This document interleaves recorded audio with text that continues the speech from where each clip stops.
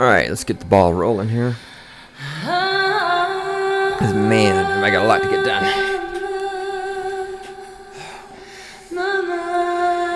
Yes, the exciting world of theater. Never a dull moment.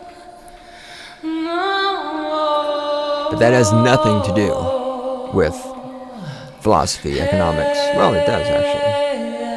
Theater is all about philosophy and economics, and philosophy and economics, especially politics, are all about theater. It's all theatrical, dramatic bullshit. I mean, look at Obama. What a fantastic actor. The way he cried when those school children got killed, but the way he doesn't bother to cry at all when he murders children in foreign countries with flying robots. You gotta love that. I mean, that is some motherfucking mad-ass acting skills he's got going on. Or the question is, does he really not grasp that he's murdering children? I mean, does he really just not get it? Is he that disconnected? You have to ask yourself these questions. Well, you don't have to. But I ask these questions because you are wrong and I am right. And I'm here to talk about that because that's what the fuck I do. And I'm still drinking coffee because it's early in the morning here on February the 20th, 2013. In the recording studios of the Cynical Libertarian Society.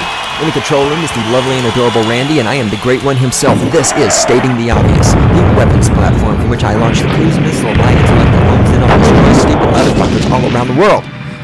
Oh my god, you fucking statists. You people fucking kill me. As I go through the world and look at you stupid motherfuckers all around me, it never ceases to amaze me how I can be smarter. Like, I first wake up in the morning. So the other day, I woke up in the morning, because that's what I do. In the mornings, I wake up. And I'm laying in bed. And in 5 minutes of me just groggily laying in bed, half-ass awake, I managed to have thoughts that are far beyond the ability of you stupid fucking statists out there to have. And by the way, it is February the 20th, 2013. This is Stating the Obvious, brought to you by the Cynical Libertarian Society. We are on the internet at cynlibsoc.com. If you want to send us an email, you can send that to God, that's G-O-D, dog spelled backwards, God at cynlibsoc.com. As I mentioned in the control room, the lovely and adorable Randy, I am the great one himself, and here we are. Woke up in the morning, and I'm thinking. It's something that I do that many of you who are statists are not familiar with, because of course you're statist, you can't think, and you need Obama to do your thinking for you, or you need, whatever Republican person to do your thinking for you. And I'm thinking about birth control, because I think about fucking a lot, and I think about the consequences of fucking. And I'm thinking about birth control and methodologies of birth control, and all the fucking feminist whores who are running around right now screeching about how they want free birth control and they deserve free birth control and all this other stuff. And I'm thinking about birth control, and I'm thinking, why is it in our culture, whenever people talk about birth control, especially when we're talking about female birth control, we almost always automatically think about the pill. Women, we want free birth control pills. We want free birth control pills. Why is it when it comes to birth control, nobody ever talks about IUDs? The IUD is more effective than the pill, as in more effective as in the percentage of times it works as opposed to the percentage of times it fails. Not only that, but the IUD doesn't have to be, it's not a pill that you have to take every single day. Depending on what type of IUD you're doing, you do it one time and you're good for 5 years, up to 12 years, whatever. And let me say at this point too, I understand that there are some women who cannot use IUDs for assorted reasons. Some people's body reject them, some people, what's the word I'm looking for? If there's certain things with your uterus, it won't work, whatever. So this is not, but like all medical solutions, there's not a one-size-fits-all for everybody. There are going to be different things for different people. But for the most part, the IUD will work for most women, and it's more effective than the pill. And furthermore, so if you look at the women who are screeching for free birth control, these women typically fall into the category of left-wing statists. They are liberal Democrat statists.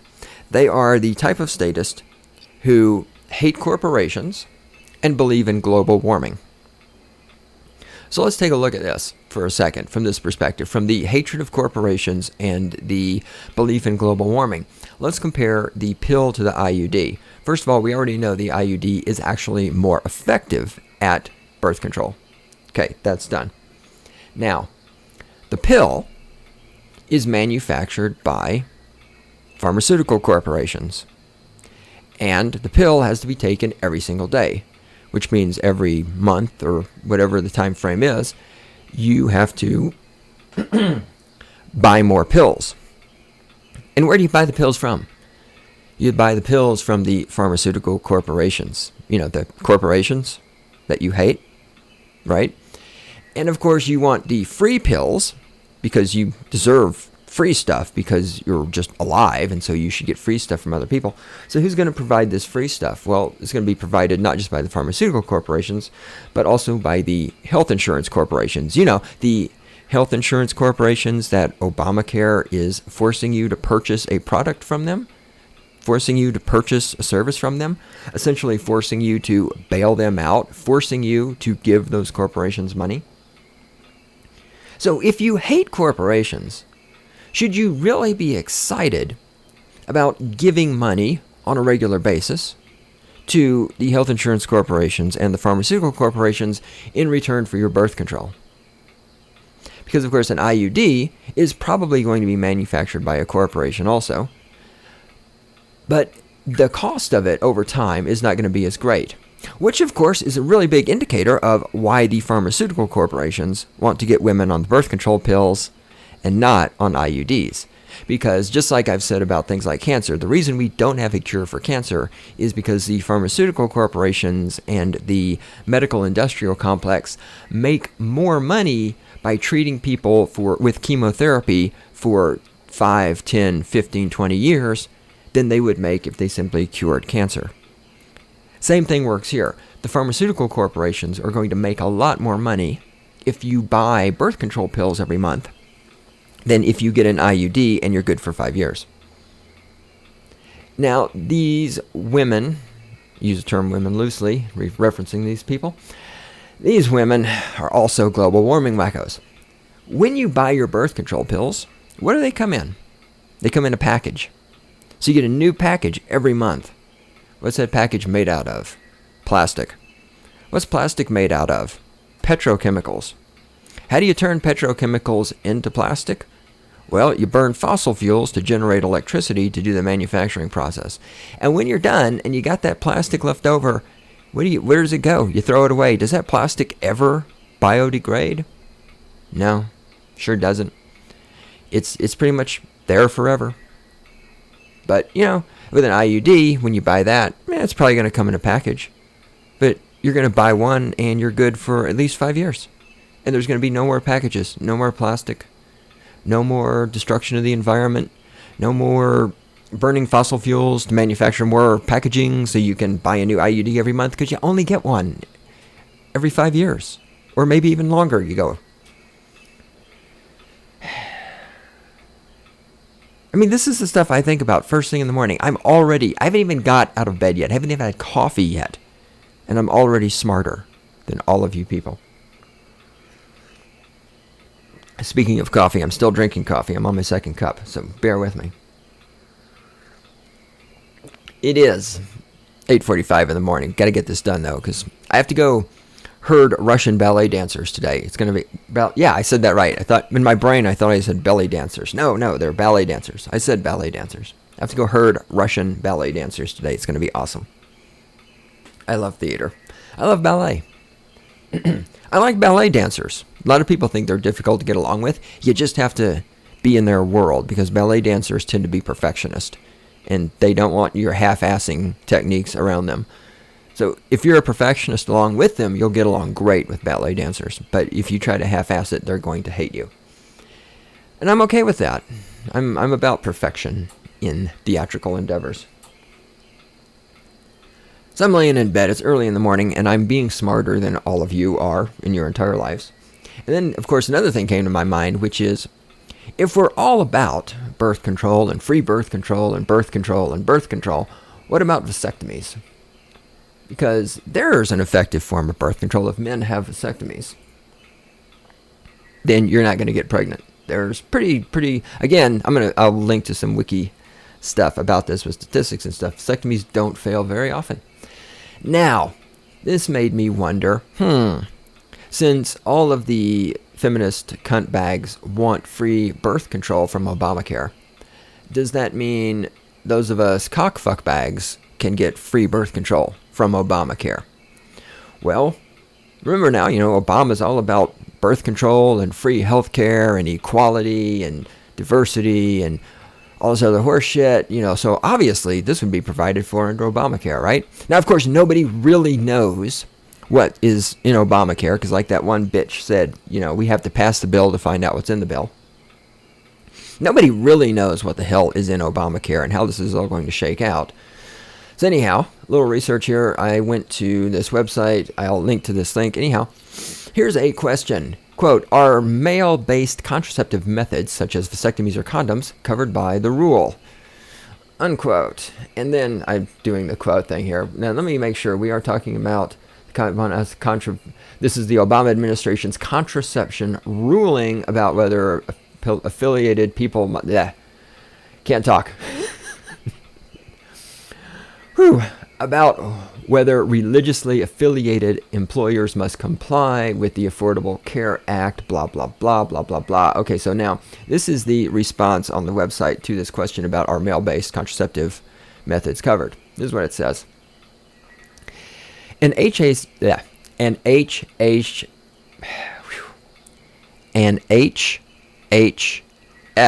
I got it out. Officials said on Friday that women's preventative services guidelines apply to women only. Guidelines issued by the Health Resources and Services Administration, part of the HHS, require coverage without cost sharing for, quote, all Food and Drug Administration approved contraceptive methods, sterilization procedures, and patient education and counseling for all women with reproductive capacity, unquote, as prescribed by a provider, according to the Federal Register. The insurer's letter from September says they interpret the rule to include only female-based contraception and that the requirements to waive co-payments, quote, does not apply to methods or procedures intended for males, unquote. So there's a little sexual discrimination for you from the Affordable Health Care Act, aka Obamacare, also known as the man who murders children in foreign countries with flying robots, but then goes on TV and cries when little upper-middle-class white children die because he really wants public support. Let me go back to reading the last paragraph here. But Adam Sonfield, Senior Public Policy Analysis at the Guttmacher Institute, Guffmacher? I don't know what the Guffmacher Institute is. Anyway, it's some dude with an opinion. A reproductive health research group says the language is unclear and it would be foolish to exclude vasectomies. For one thing, he says they are less expensive and pose a lower risk to pose a lower risk of complications than female surgical sterilization methods. Plus, he says, waiving co-payments for services for one sex but not the other raises issues of discrimination. Quote, I can't see how it would be in anyone's interest to treat them differently, unquote, says Sonfield. Well, let me explain, for those of you who are stupid, and if you're a statist, if you believe in Obama or any other Republican or Democrat, if you've ever said in your life there ought to be a law, if you believe the government should provide you with free health care, if you believe the government should provide you with health care, if you believe the government should provide you with anything, if you believe that buying birth control pills every month while at the same time hating corporations and believing in global warming, if you believe any of those things, then you are stupid, and so I'm talking to you. Let me explain to you why it is in the benefit of somebody to fund birth control pills for women, but not fund vasectomies for men. Simple. Under which circumstance do the pharmaceutical corporations make more money? You have two people, they're regular sex partners, the man gets a vasectomy and they never buy birth control again. Or condition number 2, where you have two people who are regular sex partners and the woman is taking birth control pills, which she takes every single day and has to buy a new pack every month. In which of those two conditions do the pharmaceutical corporations make more money? So now, of those two conditions, of those two situations, which of them do you think the government, which is controlled by the pharmaceutical corporations, is going to push as being the quote-unquote right choice? I mean, people, this is not fucking hard. Why is it so fucking difficult for you goddamn fucking statists out there to figure this shit out? This is in the first 5 minutes of my day, before I've even had coffee. I figured all of this out. You people are still fucking lost. Now, talking about people that are lost. This podcast is officially part 3 in a 3-part series where I'm making fun of some shit in the Rocky Mountain Collegian, which is the newspaper of Colorado State University. So you could go back and listen to the first 2. It might be worth your time. Or not, do what you gotta do. There is this bitch who's writing opinion columns this time around. Her name is Tanya Slobe. And let me refresh my memory here. Oh yes, she is a senior English language and Spanish double major. That's gonna be a useful future for her. So here's her column. This is great. I'm going to have to read the whole thing because it is amazing, and then we're going to do a little follow-up on this. The title of this is Women Are Fit for Combat. Ah, yes, the old women in combat shtick is coming back again. All right, hang on. Randy, I need light in here. Oh, yeah. Oh, God. I haven't had enough coffee yet for light. Hold on. I'm really going to do it. I'm going to open the window. Ow. If I can avoid injuring myself as I walk to the window. Opening the blinds is more realistic way. All right. Women are fit for combat. Let's start reading this and let's have some fun. And we're going to talk about women and killing and combat and all this other good stuff. Last week, Secretary of State Hillary Clinton took to the Capitol for the Benghazi... I thought she wasn't Secretary of State anymore. When did this come out? January 29th. Alright, anyway, it doesn't matter. But, by the way, Hillary Clinton. Okay, let me do this. So, I have been predicting Hillary Clinton will be the next president. Okay, I still stand by that. Here's why. Because people are like, well, Hillary Clinton's not Secretary of State anymore. Mate, she's not... No. And at first, I was confused by this, too. But then... I realized Hillary Clinton, as I have said before, is a very smart individual. I don't agree with her on pretty much anything, but she is a fucking very smart person. Do not fucking try to insult her intelligence, because that's foolish. The reason Hillary Clinton is not Secretary of State now is because if she keeps being Secretary of State for the next 4 years, she's not going to be able to take the time she needs to put her presidential run into motion. And people saying, well, she could be Secretary of State for 2 years and then resign and spend... No. Because just like a presidential term is 4 years long, people sort of expect the people the president to appoint, like Secretary of State, Secretary of Defense, whatever. People expect those people to stay in those roles for 4 years. And if you bail before your 4 years is up, you're looked at as a quitter. Like when Sarah Palin resigned as, what was she, governor of Alaska or whatever. People gave her shit for that because you didn't finish your term. And Hillary Clinton is not stupid. Hillary knew she could not take a second term of Secretary of State and bail part of the way through because that would hurt her reputation. That's why she's not Secretary of State. To me, this is more evidence than ever that she is going to run for president for the next election. And as I have said before, if Hillary runs next time, she is going to win. It would be hands fucking down. The Republicans will have no clue, none, how to combat Hillary Clinton. She will be unstoppable because the Republicans have got their heads so far up their asses. they don't have a chance of even flushing a toilet without fucking assistance. All right, so Hillary Clinton, still in the game, still a boss. Never, ever underestimate that woman. Back to what I'm supposed to be talking about, which is this column entitled Women Are Fit for Combat. Last week, Secretary of State Hillary Clinton took to the Capitol for the Benghazi hearing and rocked the show. Little hero worship there. She rocked the show. Makes me sick. After weeks of being criticized for being sick with the Benghazi flu, which was what Republicans were calling her cerebral blood clot that resulted in hearings having to be postponed, she showed up and recovered more awesome than ever. I mean, here's this statist worship of politicians. I mean, this is what I'm talking about. Those of you who are statists, you like worship these politicians like they're rock and roll gods or something. It's just fucking pathetic. She rocked, and she was more awesome than ever. Clinton was ready to take on all the haters who were more interested in finger pointing than trying to figure out how to prevent something like the Benghazi attack from happening again. How do we prevent this from happening again? Maybe we stop fucking around in foreign countries' internal affairs, but that's not going to happen, is it? Arguably, the best part of the hearing was when Clinton yelled at Senator Ron Johnson from Wisconsin. If you haven't seen it yet, look it up on YouTube. It's excellent. Yes, statists are people who sit around on YouTube watching politicians yell at each other. Whew.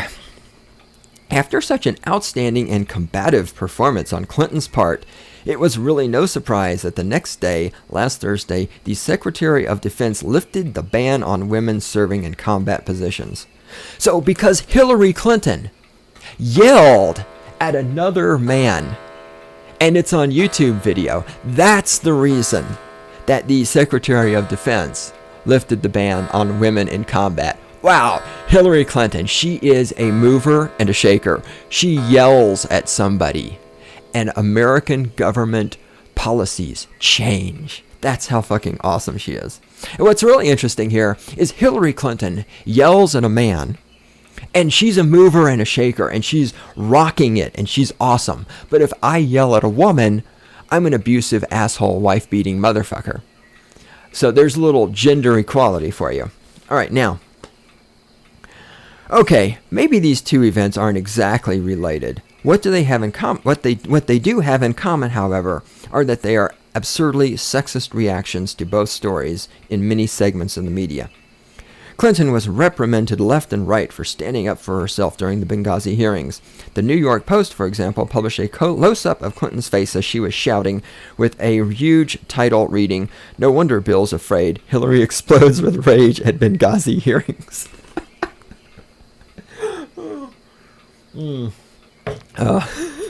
Bill Clinton, I'm sorry.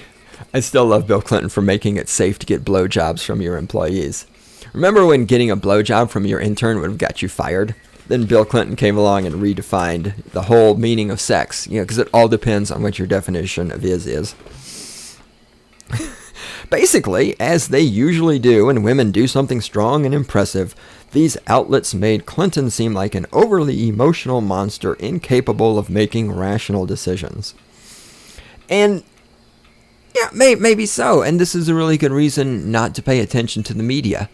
And again, it's like the media is going to put the shit out there. The media puts the shit out there that is sensationalized. The media is trying to sell. I've explained this before. The media does not exist to inform you about what's going on in the world. The media, whether it's websites, whether it's newspapers, whether it's the evening news, whether it's magazines, whatever, the media exists to sell advertising. The media exists to make money. The way you sell advertising is by having high ratings, whatever those ratings may translate into. And the way you get ratings, the way you get people to come to your website, the way you get people to watch your news broadcast, the way you get people to read your magazine or your newspaper, the way you get those things is with sensationalism.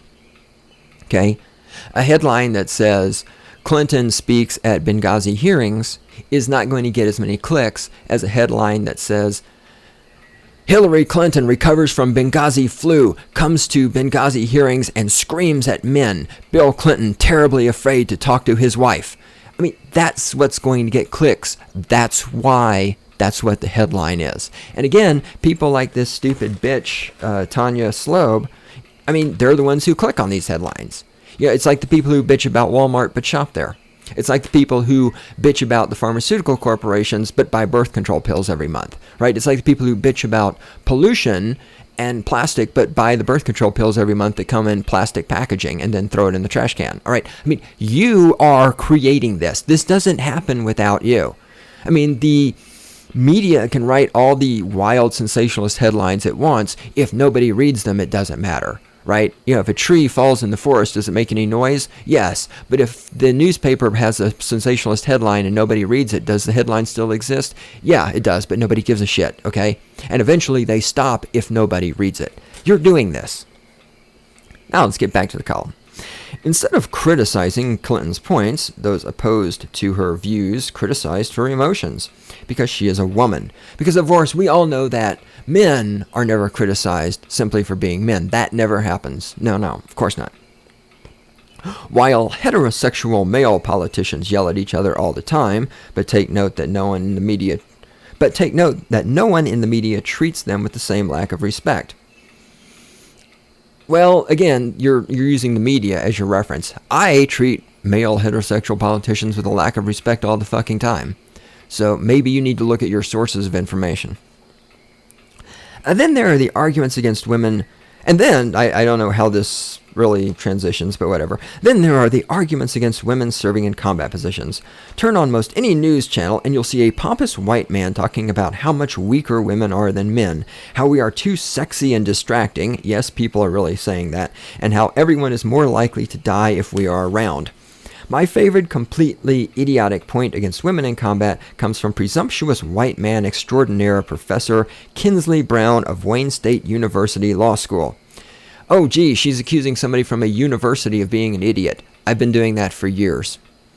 Brown argues on CNN that large numbers of women fail to deploy with their units because of pregnancy. Large numbers of women are shipped home because of pregnancy, something caused by that pregnancy, and my guess is it was sex, unquote.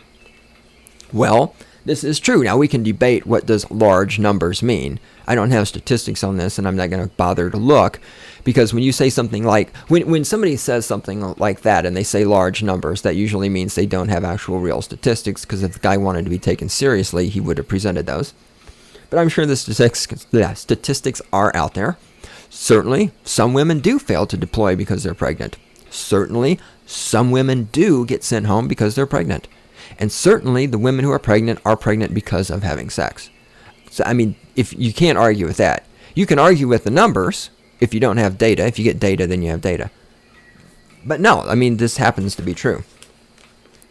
Oh, okay, so women are too busy in sexual positions to serve in a position in combat. Woe is me. If only we were capable of making rational decisions about sex, maybe we could be trusted. Sex in the military is a very serious issue. A woman in a combat zone is far more likely to be raped by a fellow American soldier than die because of an irrational, overly emotional, hormone-driven accident. So women in combat are more likely to be raped by men that they're in combat with. And yet, women want to go to combat. Interesting. If I saw a situation, like, for example, prison, where I thought I was more likely to be raped, because if I was put in a penitentiary, I would be more likely to be raped by another man, I would go to great lengths to avoid going to the penitentiary so that I don't get raped. Women, however, who think they're going to get raped if they go into combat by their fellow soldiers, want to go there. We're not saying a lot for the intelligence of the female here. According to statistics from the film, we're getting statistics from a film, The Invisible War, a documentary that highlights the epidemic of rape in the U.S. military. In 2011, there were 3,192 reported sexual assaults in the military. Only 191 people were convicted at court-martials for those assaults. Legal system. Again, remember, all of this now is taking place in the military. The military is run by and administered by who? Well, the state, the government. And who's the commander-in-chief of the military? Who is the man overall in charge of all of this and ultimately responsible for everything the military does? Is your Lord and Savior, the commander-in-chief, Hussein Obama. So ask yourself, why is Hussein Obama letting all of these women get raped? I mean, why isn't he doing anything about this? Furthermore, I know this is going to fucking hurt some feelings, but I don't care. Out of all the people in the military who interact with each other every single fucking day of the year, the fact that there were only 3,192 sexual assaults, which, and again, what does sexual assault mean? Again, I've discussed this before. What the fuck does this mean?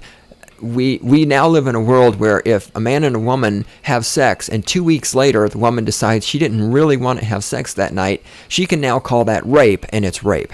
So what the fuck does sexual assault even mean? Are these like rapes where a man holds a woman down and violently, penetrates her? Or is this stuff where a woman just changed her mind 2 weeks later? And of course, there's really no way to know for sure. But the fact there are only 3,000 of these out of the entire year, that's pretty fucking good, considering the military is a place where people are taught to be violent and where people are taught to respond to things with violence. I was in the military. I know. You shoot at people. People shoot at you. You shoot back. You don't ask questions first. You learn to be violent. Violence is the way of the military. Violence is the way of the state. And all of this is under the control of your Messiah, Hussein Obama. Back to the column. It would seem that the monsters in the military making the most irrational decisions are not the women, but the rapists and pigs who refuse to prosecute them. The most dangerous thing about a woman's sexuality being anywhere near a combat unit has nothing to do with the woman herself. Imagine that. These sorts of arguments that women are too irrational, too emotional, too sexual, and are not new to Clinton nor the women in today's military. I've heard the same argument explaining why women should not be able to vote. So whether we are exploding with rage at a senator or exploding with sexiness in the military, it seems that there's little we can do to avoid the stereotypes and victim blaming the media clings to. All I can say is keep fighting the good fight, ladies. By the way, that reminds me. Earlier, when I was talking about birth control, I forgot to add this in. IUD versus, because I thought about this as reading this column and, women and their hormones and being out of control. IUD versus birth control pills. The IUD works by irritating the lining in the uterus, preventing the fertilized egg from implanting. The birth control pills work by putting hormones and chemicals into the woman's blood supply, into the woman's bloodstream. Birth control pills work by introducing foreign chemical agents into your body.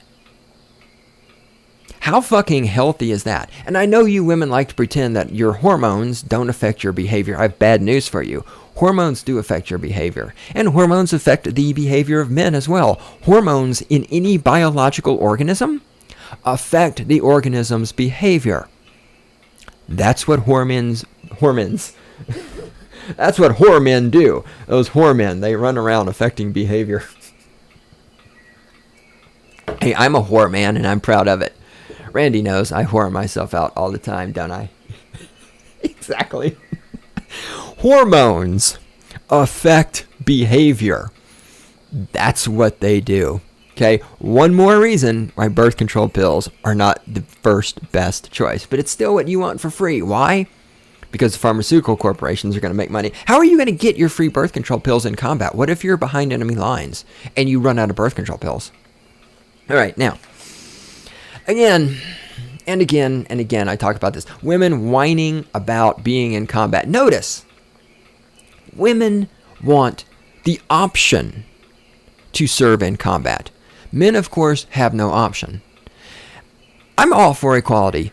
Let us make women register for the selective service, register for the draft when they turn 18, just like men do. And let the women be sent to combat whether they want to go or not, just like men do. And then everything will be okay. But we're not going to get that because women don't want to be forced to go to combat like men are forced.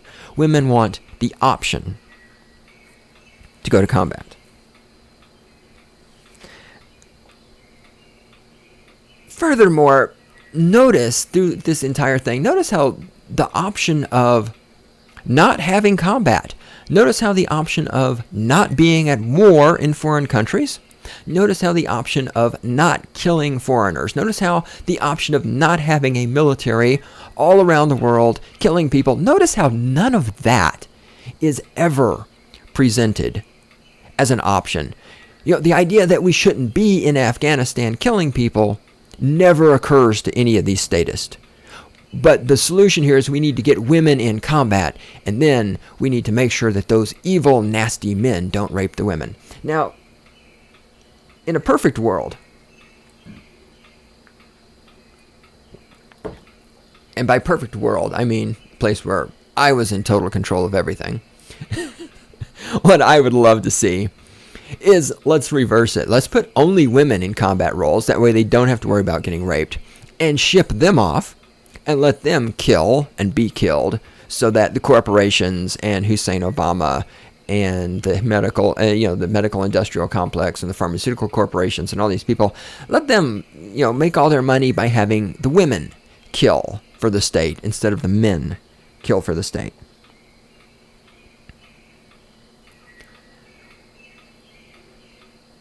The argument has also been advanced against women in combat that women don't have the brutality to kill. And I disagree with that. I think women definitely have the brutality to kill, because women like to live in this fantasy world where they say things like, well, if only women were in charge, we'd have peace. If women were in charge, there wouldn't be violence. If women were in charge, there wouldn't be any rape. If women were in charge, blah, blah, blah. See, and I don't buy that for a minute. Because women are, in fact, very violent, very hateful individuals. The only problem with women in combat that I don't think they're really grasping is that there's a huge difference between killing children and torturing animals and killing grown men who have guns and can shoot back at you. When I worked in the animal research field, it is predominantly filled with women. And I spent 8 years of my life working at a place where we tortured, killed, and mutilated small animals and called it science. Most of the people who worked there were women. And here's an example of what I'm talking about. I will never forget going in one day, we had to euthanize a bunch of guinea pigs. And the way you euthanize a guinea pig is you take a syringe full of a medicine which I've forgotten the name of, but basically it's like an anesthetic. It's a super relaxer thing. So you kill them with this. So first, you take the guinea pig, you grab it like on its back, and you flip it up. You're holding it by its back. Its stomach is pointing up in the air. You stick the syringe in its stomach, and you inject half of the dose that's in the syringe, and you pull your syringe out. And this numbs the guinea pig so he slows down and stops moving, because you've just stuck a needle in this guinea pig's stomach. He doesn't like this a lot. Okay, this is not making him happy. So you wait a minute for you let that to take effect so that the guinea pig starts falling asleep. Then you take the syringe and you stick it through the rib cage up into the heart, and you eject the rest of the... Why am I not finding the word? Medicine, chemical, whatever the stuff in the syringe. God, my brain hurts. I haven't had enough coffee. You eject the rest of the chemical into the guinea pig's heart, which then stops his heart, and he's now dead. This is not a fun experience for the guinea pig. So I'm in here doing this, and I, a man, an evil, wife-beating, hate-filled, racist, sexist, homophobic, heterosexual white man who was in the military for 3 years and was trained to kill other human beings and has no problem killing other human beings in self-defense. If somebody broke into the studio right now and was like, I'm going to fucking kill you, I would reach around, grab a gun, and shoot the motherfucker and be fine. I would sleep fine tonight. Murdering these little guinea pigs bothered the shit out of me. When we were finished, I went to my supervisor and I said, do not ever send me to do that job again, because I refuse to euthanize another fucking guinea pig, because that was one of the most terrible things I have ever done in my life. Meanwhile, I'm back there doing this with 2 other people, a man and a woman. They're killing the guinea pigs, and they're having a blast. The woman, we know the man enjoyed it, because men are all hate-filled, hate-filled, heterosexual, racist, sexist, homophobes. Yeah, we know. Men are all evil. We know that. The woman, she was having the most fun. She was killing them and smiling and laughing, and she was like using their little bodies like puppets and stuff, and she got a kick out of it. She enjoyed it. So when you say, well, women can't go into combat, they don't have what it takes to kill. Oh, yeah, they do. Women absolutely have what it takes to murder. Because anybody who can enjoy murdering small animals is not going to have a problem killing. Speaking of murdering small things, let me read this to you. So Friday, November the 2nd, 2012. This is from the Houston Chronicle. Illinois, prosecutor. Woman stabs son 100 times, then kills girl. Naperville, Illinois. A suburban Chicago woman stabbed her 7-year-old son 100 times, then turned the knife on a 5-year-old girl who witnessed the attack, killing both as they begged for their lives, a prosecutor said Thursday. Elizabetza Plauskowski, however you pronounce her name, I don't know, 40, told investigators she stabbed the children and slashed their throats Tuesday night at a Naperville home because she was angry at her truck driver husband was often away. Quote, she told the detectives that she thought by killing her son Justin, she would make her husband hurt the way she hurt in their relationship, unquote.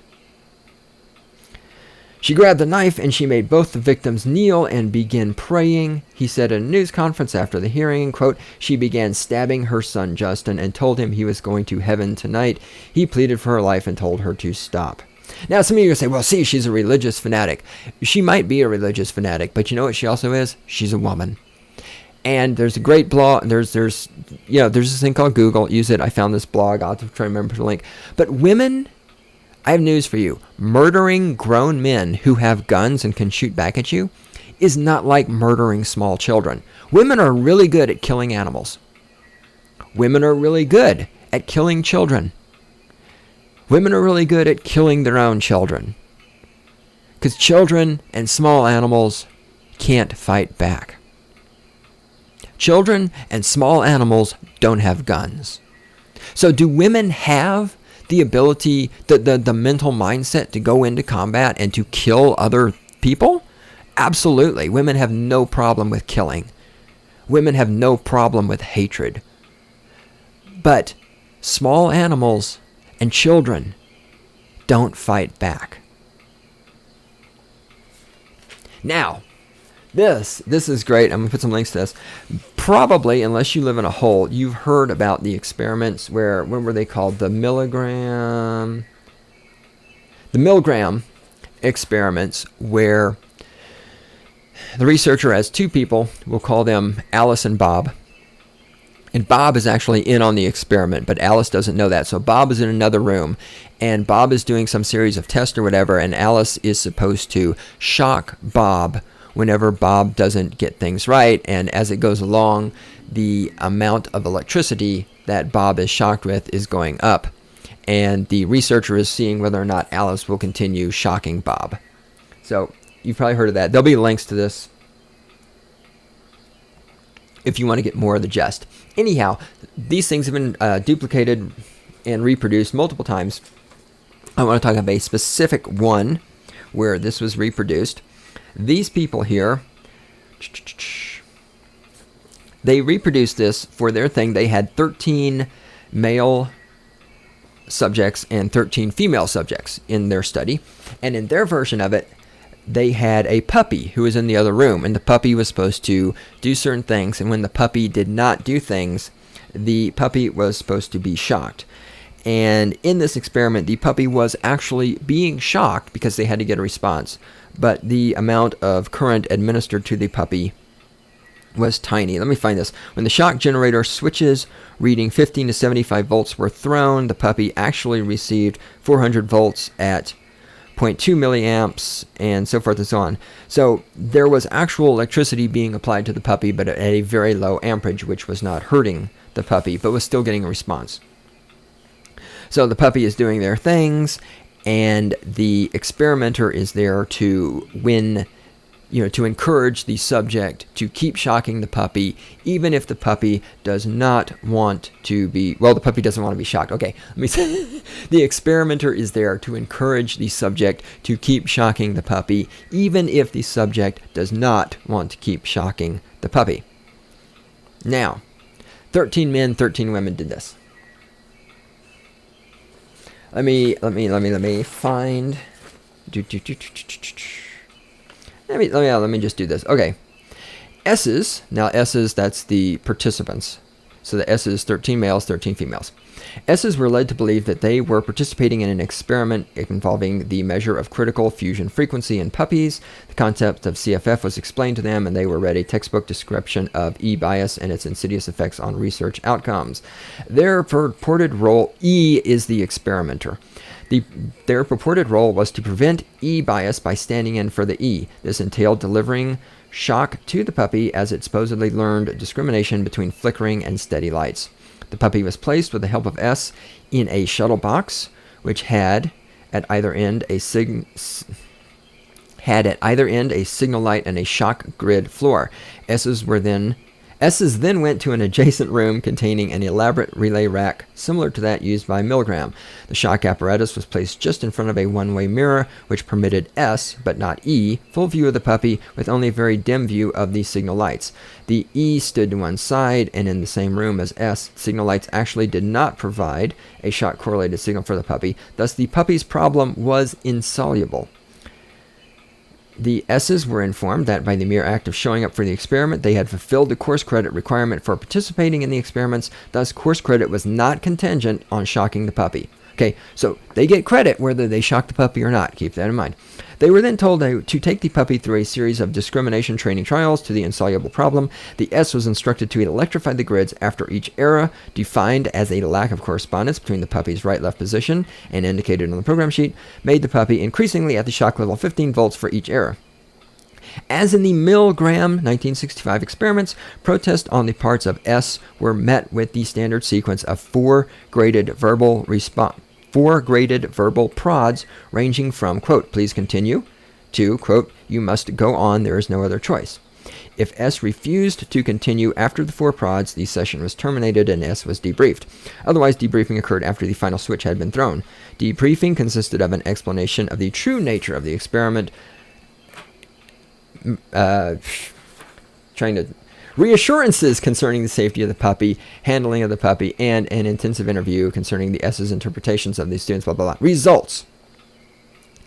Levels of obedience obtained from the male S's was quite close to those obtained by Milgram under comparable conditions of feedback from the victim. When combined with auditory and visual feedback from the victim, 40% of Milgram's S's obeyed to the end of the shock scale, whereas 54% of the male S's in the present study were comparably compliant. So, 54% of the men shocked the puppy with the maximum voltage. The distance, blah, blah. Now, without exception, female S's complied with instructions to shock the puppy all the way to the end of the scale. Let me put that in English for you. 54% of the 13 men, and I haven't done the math to make sure that actually works, but let's assume for the moment it does. 54% of the 13 men shocked the puppy all the way up to the maximum voltage. 100% of the women shocked the puppy with the maximum amount of voltage. Why? Because they were told to. And because they're statist. And because they're compliant. And because they're women. If women ruled the world, there'd be nothing but peace. Yeah, unless you're a small animal, or a child, or a puppy, in which case you would be fucking murdered. You would be tortured, you would be used, you would be abused, you would have your throat slit, you would have syringes stuck into your stomach, you would be shocked. See, women have the ability to mindlessly follow orders, to mindlessly inflict violence and suffering and pain on other living organisms. Women have no problem with any of this stuff. The only thing about women in combat that they don't yet understand is that grown men with rifles who are in the enemy's military forces can shoot back at you. It's not like slitting the throat of your 7-year-old child. It's not like sticking a syringe into the stomach of a guinea pig. It's not like administering shocks to a puppy in a box because a man standing there in a white lab coat told you to do it. Women, and yeah, there are of course theories put forth in here about why the women complied 100%. It says here, females were not expected to be more willing than males to shock a cute puppy. Well, because you must not actually know anything about women. Women are taught, and this is partially a society problem, part of our status society. We teach everybody to obey. In our society, you're taught in our status society, obey what you're told. When the cop tells you pull over, obey. When the TSA agent tells you to drop your pants, obey. When you're told to, pay your income taxes, obey. Whenever a person, we in this society are taught that whenever a person in a position of authority, a person wearing a uniform, tells you to do something, you're supposed to do it. That's what our statist society beats into people's brains. And remember, the 26 people in this experiment are all college students. These are all the future of America. These are young women, the future of America. 100% of them, when told to do so by somebody who was probably a white man wearing a lab coat. I don't know what the gender, that would be interesting to know what the gender and skin color of the experimenter was. That's not in here. So, 54% of men, when told to shock the puppy, did it. But the rest, at some point, said no. 100% of women were willing to keep shocking the puppy because they were told to do so. Compliance, compliance, compliance. That is what statism is all about. Just rabid violation of the non-aggression principle. Because I was told to. I was just following orders. I was told to do those experiments on those Jews by the government. I was told to put those Japanese people in concentration camps by the government. I was told to exterminate the American Indians by the government. We were doing the Tuskegee experiment and letting those black men die of syphilis because we were told it's okay by the government. That is your statist society. And nope. Not having wars in foreign countries, never an option. But by God, we've got to get women in combat because otherwise it's just not equal. Women need the opportunity to kill foreigners just like men do, because killing small animals and killing children is not enough.